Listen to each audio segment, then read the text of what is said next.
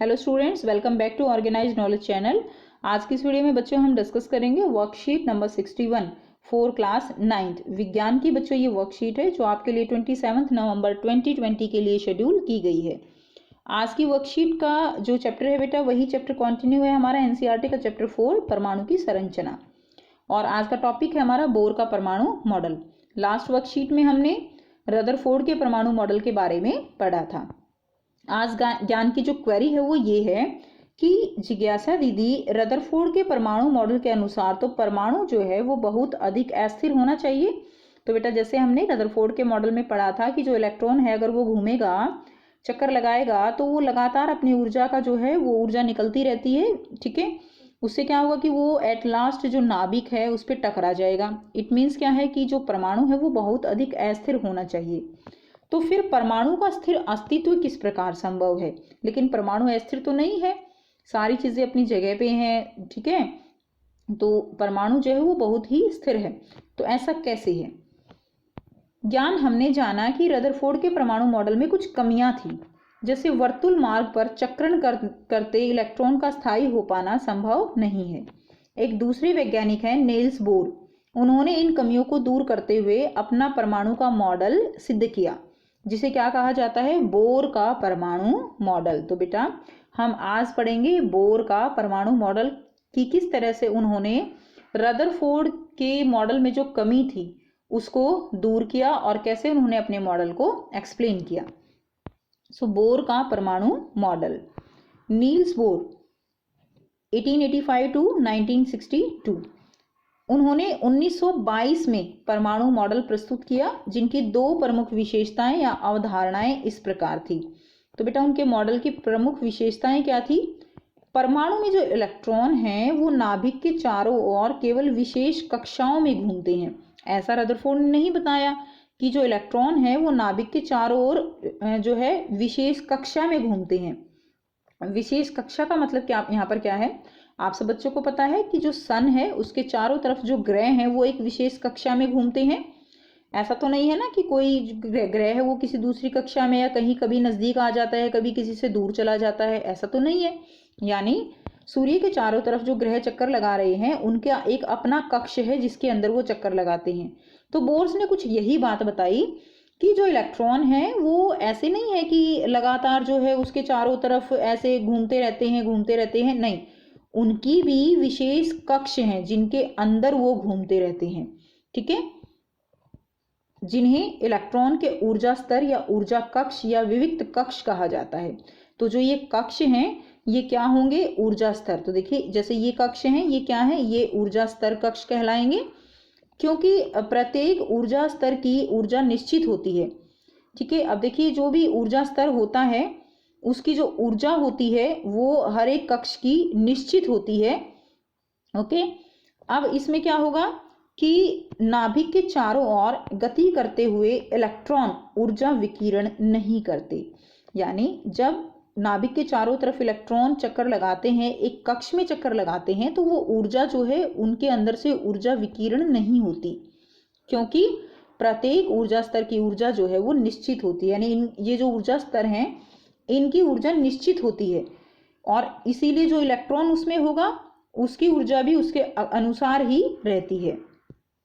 अब देखिए यह केवल एक निश्चित ऊर्जा सोख कर या छोड़कर एक ऊर्जा स्तर से दूसरी ऊर्जा कक्ष में कूद सकते हैं। तो यानी जो इलेक्ट्रॉन है वो एक ऊर्जा स्तर से, अगर मान लीजिए इलेक्ट्रॉन यहाँ है तो ये अगर इसको ऊर्जा ज़्यादा मिल जाएगी तो ये कूद के इस वाले में जा सकता है, अगर इससे ऊर्जा निकल जाएगी तो ये कूद के इस वाले में जा सकता है।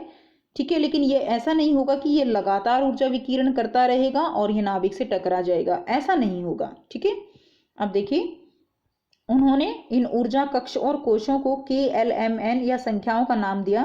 तो बेटा ये जो चित्र है आप देख पा रहे हैं, इसमें जो पहला कक्ष है उसको K, दूसरा L, तीसरा M या लास्ट वाला N का नाम दिया, या इनको हम N के नाम रख के N की बराबर 1, N बराबर 2, N बराबर 3। तो बेटा ये क्या है? कक्ष की संख्या है। N क्या है? कक्ष, और ये क्या है? उसकी संख्याएं हैं। नेक्स्ट देखिए N की मान जो है यहाँ पे 1 2 3 4 द्वारा दर्शाया। जैसे K का मान है 1, 2, L का है 2, M का 3, N का 4। परमाणु में सबसे बाहरी कक्ष को जो है क्या कहा जाता है? परमाणु में सबसे बाहरी कक्ष, यानी कोई भी परमाणु है उसका सबसे बाहरी कक्ष जो होगा उसको संयोजक कक्ष, और उसमें उपस्थित इलेक्ट्रॉनों को संयोजक इलेक्ट्रॉन कहते हैं। जैसे मैं एक एग्जांपल देती हूँ, सोडियम। सोडियम में इलेक्ट्रॉन होते हैं 11। तो देखिए इसके अंदर अब हम पहले में 2 भरेंगे, दूसरे में बेटा जो है हम इसमें 8 भरेंगे। कैसे भरेंगे अभी समझाएंगे। तो ये हो गए 8। अब जो तीसरा कक्ष होगा इसके अंदर कितने इलेक्ट्रॉन बचे? 2 हो गए, 8 हो गए, 10 हो गए ना, 1 इलेक्ट्रॉन बचा, वो इसमें हमने भर दिया। अब ये जो आखिरी कक्ष है ना, ये जो कक्ष है ये वाला, इसको हम क्या कहेंगे? लास्ट वाले को, ये जो रेड वाला है ये संयोजक कक्ष है। कौन सा कक्ष है? संयोजक। और इसके अंदर जो इलेक्ट्रॉन है ना ये 1, ये संयोजक इलेक्ट्रॉन इसको हम कहेंगे। ठीक है, नेक्स्ट करते हैं। किसी कक्ष में उपस्थित अधिकतम इलेक्ट्रॉनों की संख्या निश्चित होती है। तो किसी कक्ष में कितने इलेक्ट्रॉन होंगे इसकी संख्या जो है वो क्या होगी? निश्चित होगी। जैसे जिसको हम 2n² से जो है निकाल सकते हैं। n यहाँ पे ऊर्जा स्तर है जिसकी वैल्यू हमने पढ़ी थी 1 2 3 4। इसको सूत्र से दिखाया जाता है। तो विभिन्न कक्ष में अधिकतम इलेक्ट्रॉनों की संख्या k कक्ष में अगर हमें निकालनी है तो देखिए k की संख्या कितनी है? k हमारा यहाँ पर देखिए 2n² है ना फॉर्मूला, तो n की वैल्यू हमारी k के लिए n की वैल्यू कितनी है? 1। तो 2n की वैल्यू 1 रख दीजिए, इसका वर्ग हो जाएगा तो कितना आ गया? k बराबर है 2। यानी जो पहला कक्ष है उसके अंदर इलेक्ट्रॉन की संख्या कितनी होगी? 2 होगी।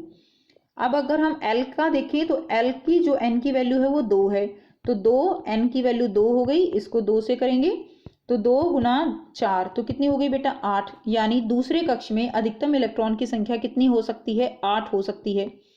अगर हम तीसरे की बात करें तो कितनी आएगी? 18 आएगी।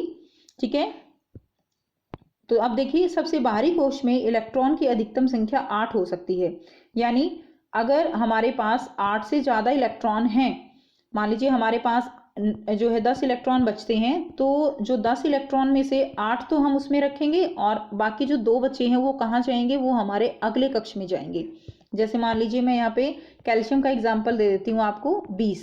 20 इसमें इलेक्ट्रॉन होते हैं। तो देखिए इसमें हम क्या करेंगे? पहले कक्ष में देखिए इसको हम जो है KLMN और लिख लेते हैं 2, दूसरे में जाएंगे 8, अब तीसरे में 8 जाएंगे बेटा, तीसरे में 18 नहीं जाएंगे। तो ये कौन से नियम के अनुसार? अष्टक नियम के अनुसार। ठीक है, बाहरी कोश में इलेक्ट्रॉन की अधिकतम संख्या जो है वो हम 8 दिखाएंगे अगर 18 तक नहीं है। अगर 18 पूरी हो जाएगी, जो आगे आएंगे उनमें 18 हो सकती है, लेकिन अभी यहाँ पे जो है कितनी जाएगी? 8 जाएगी।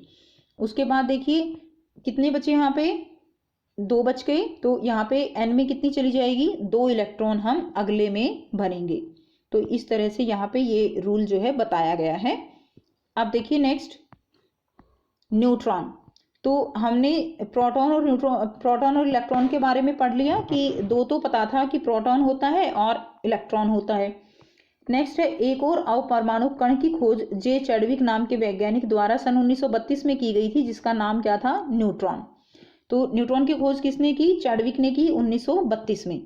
न्यूट्रॉन पर कोई आवेश नहीं था। देखिए प्रोटॉन पर कैसा आवेश है? प्लस, इलेक्ट्रॉन पर आवेश है माइनस, न्यूट्रॉन पर कैसा आवेश है? कोई आवेश नहीं है। और इसका द्रव्यमान लगभग प्रोटॉन के ही बराबर था। इसका संकेत क्या है? n है। उसने कहा कि जो न्यूट्रॉन है वो प्रोटॉन के साथ ही कहाँ होते हैं? नाभिक में होते हैं। अतः परमाणु का अधिकतर द्रव्यमान नाभिक में ही स्थित होता है, क्योंकि इलेक्ट्रॉन का द्रव्यमान नगण्य माना जाता है। तो बच्चों इलेक्ट्रॉन का द्रव्यमान नगण्य हो गया, प्रोटॉन और न्यूट्रॉन से द्रव्यमान होगा, और वो कहाँ होंगे? वो नाभिक के अंदर रहते हैं। ठीक है, अब देखिए सोडियम परमाणु की संरचना हमने आपको अभी बता दी। सोडियम परमाणु की संरचना कैसे होगी? सोडियम जो परमाणु होता है उसका परमाणु भार होता है 23 और परमाणु क्रमांक होता है 11। इस तरह से हम इसको दिखाएंगे। अब इसमें 11 को अगर हमने भरना है तो यहाँ पर देखिए इलेक्ट्रॉन की संख्या हो गई 11, और एक उदासीन परमाणु में जितने इलेक्ट्रॉन होते हैं उतने ही होते हैं प्रोटॉन, तो प्रोटॉन भी हो गई 11। न्यूट्रॉन कैसे निकालेंगे? 23 में से 11 घटा दीजिए, ये बन गया 12 न्यूट्रॉन हो गए। अब हमारे पास 11, 11 और 12, तो आप यहाँ पर देख पा रहे हैं 11 इलेक्ट्रॉन चक्कर लगा रहे हैं, 12 न्यूट्रॉन और 11 प्रोटॉन जो है वो कहाँ है? न्यूक्लियस में है। इसी तरह बेटा हाइड्रोजन का परमाणु एक ही इलेक्ट्रॉन होता है जो इसके चारों तरफ चक्कर लगाता है एक ही कक्ष में। अब दिए गए हैं कुछ क्वेश्चन, तो आइए बेटा करते हैं इनको। फर्स्ट है, नील्स बोर के परमाणु मॉडल की दो प्रमुख अवधारणाएं लिखिए। दो प्रमुख अवधारणाएं बेटा ये नंबर 1 और नंबर 2, ये दो प्रमुख अवधारणाएं आप लिखेंगे अपनी कॉपी में। क्वेश्चन नंबर फर्स्ट का आंसर, ठीक है। नेक्स्ट देखिए, बोर के परमाणु मॉडल ने रदरफोर्ड के परमाणु मॉडल की कमियां कैसे दूर की। तो बेटा जो है इन्होंने बताया कि वो अपने एक कक्ष में ही घूमते हैं। तो आइए बेटा करते हैं इसका आंसर।